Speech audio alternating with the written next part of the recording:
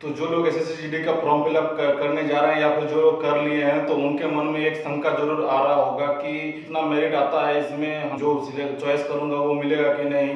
तो ये शंका आप लोगों के मन में जरूर आ रहा होगा कि जो हमारा पसंद का फोर्स है वो उसमें जा पाऊंगा कि नहीं। तो चलिए आज हम उसके बारे में बताएंगे आप लोगों को। पिछले जो वैकेंसी निकला था उसका जो एग्जाम हुआ था उसका मेरिट कैसा आया था, और कौन से स्टेट में कितना मेरिट आता है। टॉप 4-5 स्टेट के बारे में बताऊंगा, कौन कौन सा स्टेट में सबसे ज़्यादा कंपटीशन होता है मेरिट के बारे में। तो आप लोग बिल्कुल टेंशन मत लीजिएगा, मैं पूरा बताऊंगा कौन से स्टेट का क्या मेरिट आता है और कितना मेरिट आने से आपको आपका पसंद का कोर्स मिल जाएगा। तो चलिए टाइम बर्बाद ना करके जल्द से जल्द वीडियो शुरू करते हैं। जय हिंद दोस्तों, मैं हूं सुभायन और आप देख रहे हैं द बंग फौजी यूट्यूब चैनल। तो चलिए दोस्तों आगे शुरू करते हैं ये वीडियो, और हम आपको बताते हैं कि मेरिट वाइज कैसे कैसे आया था पिछले साल। यहाँ पे एक स्टेट का पकड़े हैं तो उस स्टेट को बताएंगे, उसके बाद बताएंगे कौन कौन सा स्टेट में ज़्यादा कंपटीशन होता है। तो चलिए, तो सबसे पहले हम बता दें कि ये पिछले साल का जो पिछले जो एग्ज़ाम हुआ था उसका मेरिट निकाला हुआ है, उसका मैं दिखाया हूँ। इसमें यूपी का दर्शाया गया है। यूपी का जो मेरिट आया था पिछले एग्ज़ाम में, तो उसी को दिखाया हूँ मैं इसमें। चलिए सबसे पहले आपको मैं बता दूं कि ये जो फोर्सेस होता है NIA, SSF, CISF, BSSB, ITBP, Assam rifle, BSF, CRPF, तो इसमें जो ये बीएसएफ और सीआरपीएफ होता है ना दोस्तों, ये दोनों में सबसे कम मेरिट आता है। सबसे बिल्कुल कम आता है सीआरपीएफ में।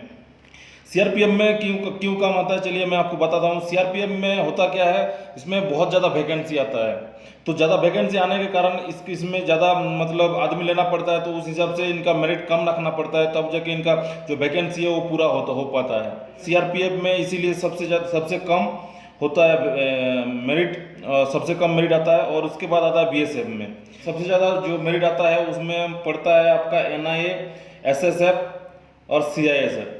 तो इनमें से सबसे ज़्यादा एनआईए में आता है। एनआईए में क्यों आता है मैं आपको बताता हूँ, क्योंकि एनआईए में वैकेंसी बहुत ही कम होता है, लगभग 250-300 ऐसा कुछ होता है हर साल वैकेंसी। इसीलिए इसमें बहुत ज़्यादा कंपटीशन होता है। इसका जो मेरिट होता है वो लगभग 90 प्लस होता है, 90 प्लस होता है, 90 से ऊपर होता है। 90 से ऊपर अगर आपका मेरिट रहा तो ही आपको एनआईए में सिलेक्शन हो सकता है। लेकिन हाँ, सिर्फ 90 होने से नहीं होगा, 90 से थोड़ा सा ज़्यादा भी होना चाहिए, या फिर 5-7 नंबर ज़्यादा होना चाहिए। 90 में मतलब ये 90 के अंदर कितना आदमी आएगा उसका कोई आता पता है? बहुत ज़्यादा आदमी को 90 नंबर बहुत ज़्यादा आदमी को आएगा। तो उस हिसाब से आपको 90 से थोड़ा सा ज़्यादा ही लेने की कोशिश करना है अगर एनआईए में जाना है।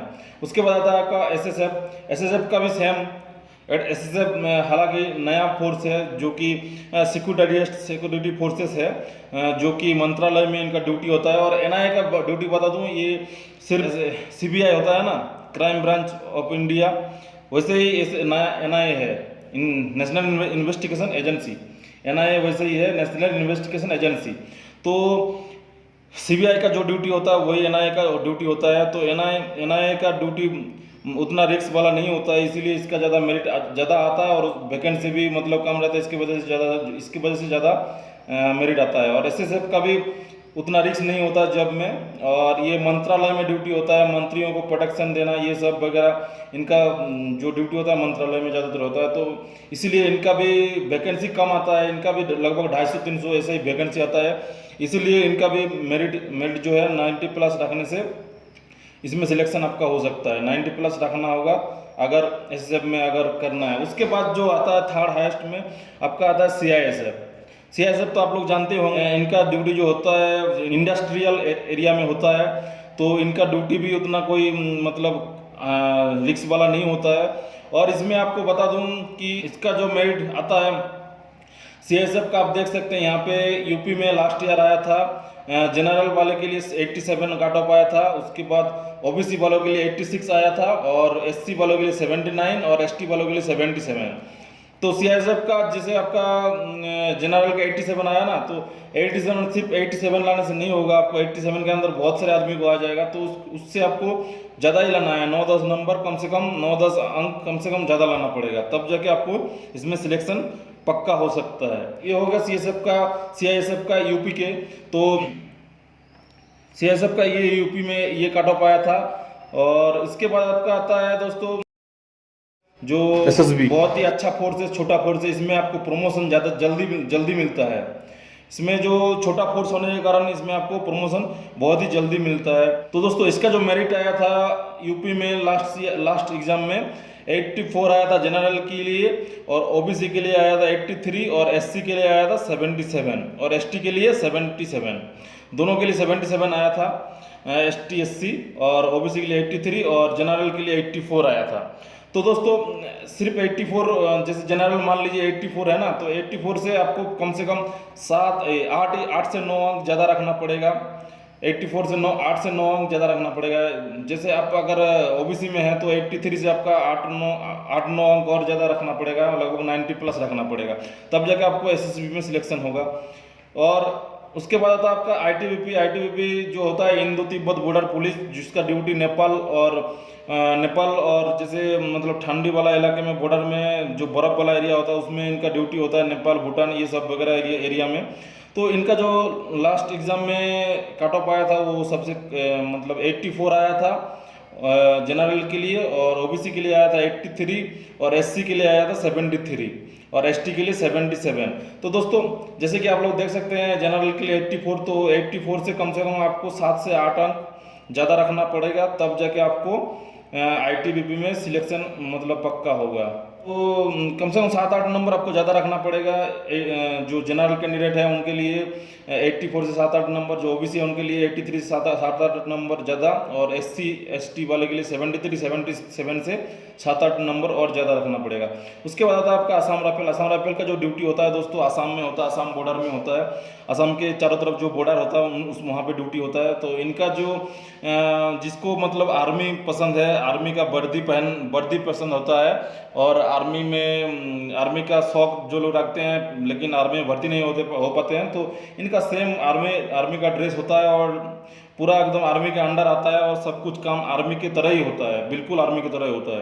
तो असम राइफल का पिछले साल जो यूपी में कट ऑफ आया था जनरल के लिए वो 83 आया था। उसके बाद ओबीसी के लिए आया था 82 कट ऑफ, और एससी के लिए आया था 75 कट ऑफ, और एसटी के लिए आया था 74 कट ऑफ। तो ये जैसे कि आप देख सकते हैं 83, 82, 75, 74 जनरल, ओबीसी, एससी और एसटी के लिए। और इससे आपको सिर्फ 83 नहीं, इससे आपको 7 से 8 अंक और ज़्यादा रखना पड़ेगा अगर आपको सिक्योर करना है आपका पोस्ट, मतलब जैसे मतलब जो आपका चॉइस है उसको अगर आप सिक्योर करना चाहते हैं तो आपको 7-8 अंक ज़्यादा रखना पड़ेगा। और इस साल तो सीआरपीएफ का वैकेंसी दिया नहीं है दोस्तों, तो सीआरपीएफ का हम बताएंगे नहीं इसमें। और बीएसएफ का जो आपका आया था पिछले साल यूपी में कट ऑफ आया था 83 जनरल के लिए, ओबीसी के लिए आया था 82, और एससी के लिए 75 और एसटी के लिए 74। तो इसमें आपको जो आता है कट ऑफ उसी में आपको मिल जाएगा, बीएसएफ में कोई दिक्कत नहीं होगा आपको, उसमें आपको मिल जाएगा। और बीएसएफ का बेसिकली ड्यूटी होता है बॉर्डर सिक्योरिटी फोर्स, बॉर्डर में ड्यूटी होता है, इंडिया के चारों तरफ जो बॉर्डर होता है वहाँ पे आपको ज़्यादातर बीएसएफ दिखेंगे। ये यूपी का ऐसे कट ऑफ आया था, और सबसे ज़्यादा कट ऑफ आता है आपका यूपी पे, उसके बाद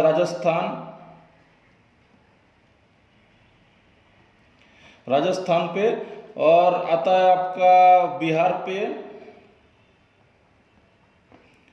और उसके बाद आपका सबसे ज़्यादा कट ऑफ आता है उत्तराखंड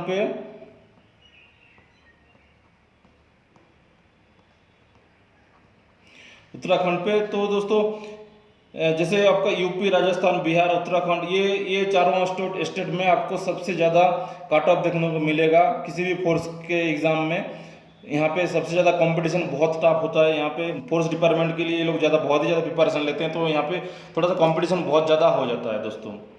और मैं आपको बता दूं कि अगर आप लोग इसके लिए तैयारी कर रहे हैं तो डरने की कोई ज़रूरत नहीं है, आप लोगों को बिंदास आप तैयारी कर सकते हैं। और अभी आपको बहुत टाइम है, एग्ज़ाम का डेट नहीं आया है, आप लोग आराम से प्रिपरेशन ले सकते हैं इसके लिए। तो प्रिपरेशन लेने के लिए आप कुछ किताबें फॉलो कर सकते हैं, जैसे कि आप देख सकते हैं जो मैथ है, मैथ और रीजनिंग के लिए आप यूट्यूब पे एक चैनल है एसएससी मेकर करके यूट्यूब पे एक चैनल है जो कि बहुत ही अच्छा चैनल है। मैं भी इसका वीडियो देखता हूँ, बहुत अच्छा लगता है मेरे को, इतना अच्छे से पढ़ाते हैं ना। तो जो सर है जो पढ़ाते हैं उनका नाम है अजय यादव। तो ये अभी लाइव क्लासेस भी शुरू कर दिए हैं, और इनका मैथ और रीजनिंग इतना अच्छा है दोस्तों। अगर आप इनका सारे क्लास अगर आप बढ़िया मतलब अच्छे से A to Z मतलब सारे जितना क्लास हुआ है सब अगर आप YouTube से अटेम्प्ट कर लेंगे ना, SSM का चैनल पे आपको सारे मतलब मैथ का शुरू से एकदम और रीजनिंग का शुरू से एकदम आपको समझाया है। सारे क्लास अगर आपने अटेंड कर लिया ना तो ये एग्ज़ाम कुछ नहीं है दोस्तों। इतना मार्क लाना कोई बड़ी बात नहीं है, आसानी से आ जाएगा इतना मार्क। और आपको बताऊं कि जिसका जीके के लिए प्रॉब्लम हो रहा है, जीके के लिए आप लूसेंट का किताब है, लूसेंट का, जो कि आप फॉलो कर सकते हैं। बहुत ही अच्छा किताब है दोस्तों। ये किताब को अगर आप 10 से 20 बार अगर अच्छे से पढ़ाई कर लिए ना तो जीके आपका पूरा कवर हो जाएगा। इस बहुत ही बढ़िया किताब है। और इंग्लिश के लिए आप SP बख्शी का जो जनरल इंग्लिश किताब है इसको आप ले सकते हैं, जो कि फ्लिपकार्ट अमेजन में आपको आसानी से मिल जाएगा साथ करने से। SP बख्शी का ये किताब बहुत ही बढ़िया है। और हिंदी के लिए आप बिल्कुल लूसेंट पे जा सकते हैं। लूसेंट का नाम ही काफ़ी है। लूसेंट का हर एक किताब इतना अच्छा होता है ना दोस्तों, बहुत ही बढ़िया तरीके से इसमें दिया हुआ होता है। तो दोस्तों आप लोग मत डरिएगा, कोई भी अगर दिक्कत होगा तो आप मेरे को कमेंट में बताइएगा। मैं आपको हर समस्या का समाधान करके बताऊंगा, वीडियो बना के आपको दिखाऊंगा। तो ये था कट ऑफ वाइज आपका। और आपको दोस्तों बता दूं, अगर आपको चूज करना है कौन सा सही होगा आप लोगों के लिए, तो NIA फास्ट चॉइस दीजिएगा। चाहे आपका 90 नंबर आए ना आए वो बात की बात है, लेकिन NIA SSF और CISF टॉप 3 में दीजिएगा। बाई चांस अगर आपका कट ऑफ ज़्यादा आ गया, तो ये तीनों में आपको सिलेक्शन हो जाएगा पक्का। और अगर ये तीनों में सिलेक्शन हो गया तो बहुत ही बढ़िया है, बहुत ही बढ़िया दोस्तों। आप लोगों के लिए इतना बढ़िया है ना, मज़ेदार नौकरी निकलेगा आप लोगों को, कोई रिस्क नहीं है। और अगर सबसे ज़्यादा आपको पैसा कमाना है तो आप BSF, CRPF और ITBP में जा सकते हैं। ITBP सबसे ज़्यादा पैसा आपको CRPF में मिलेगा क्योंकि इसमें खतरा भी बहुत ज़्यादा है, रिस्क अलाउंस ज़्यादा मिलता है इसीलिए। और BSF में तो पैसा है ही, क्योंकि BSF बॉर्डर सिक्योरिटी फोर्स है, जो कि बहुत ही अच्छा फोर्स है, बहुत ही बड़ा फोर्स है। और CRPF सबसे बड़ा मतलब एशिया का सबसे बड़ा, पूरा वर्ल्ड का सबसे बड़ा लार्जेस्ट पैरामिलिट्री फोर्सेस है। तो इन दोनों में कोई संदेह नहीं है कि अच्छा फोर्स है, बहुत ही अच्छा फोर्स है। हालांकि मैं भी CRPF में काम करता हूँ, मुझे भी पता है बहुत ही अच्छा फोर्स है। और असम राइफल के बारे में तो बता ही दिया आपको। ITBP में भी पैसा अच्छा मिलेगा, असम राइफल में भी आपको पैसा अच्छा खासा मिल जाएगा। तो आप इस हिसाब से आप चूज कर सकते हैं, जैसे कि आपका हो गया NIA, SSF, CISF, SSB, ITBP, Assam rifle, BSF, CRPF तो है ही नहीं, और NIA भी नहीं है इस साल, तो आप SSF से शुरू कर सकते हैं। जैसे कि आप SSF को फर्स्ट चॉइस में रखा, CISF को सेकंड, SSB को थर्ड, ITBP को फोर्थ, असम राइफल को फिफ्थ, BSF को 7। तो ऐसे आप ऑप्शन चूज करके आप बिंदास आप पूरा फॉर्म फिलअप कर दीजिएगा। और जिन लोगों ने कर लिया है वो लोग आप तैयारी कर लीजिए, ये सब किताब फॉलो कर लीजिए और ये YouTube चैनल को फॉलो कर लीजिए, और तो आप लोगों को बहुत ही ज़्यादा मदद मिल जाएगा दोस्तों। तो दोस्तों उम्मीद है कि आप लोगों को ये कट ऑफ के बारे में समझ में आ गया होगा। अगर समझने में कोई दिक्कत हो रहा है तो मेरे कौन सा चीज़ आपको नहीं समझ में आ रहा है वो कमेंट करिए, मैं आपको बताऊंगा। वीडियो अच्छा लगा तो प्लीज़ एक लाइक कर दीजिए और चैनल को सब्सक्राइब कर लीजिए, बेल की घंटी बजा लीजिए ताकि मेरा हर एक वीडियो का नोटिफिकेशन सबसे पहले आप तक पहुँचे। और हाँ, वीडियो अच्छा लगा तो शेयर ज़रूर करिएगा ताकि आप लोगों के दोस्त लोगों को भी पता चले। तो आज के लिए बस इतना ही। जय हिंद दोस्तों।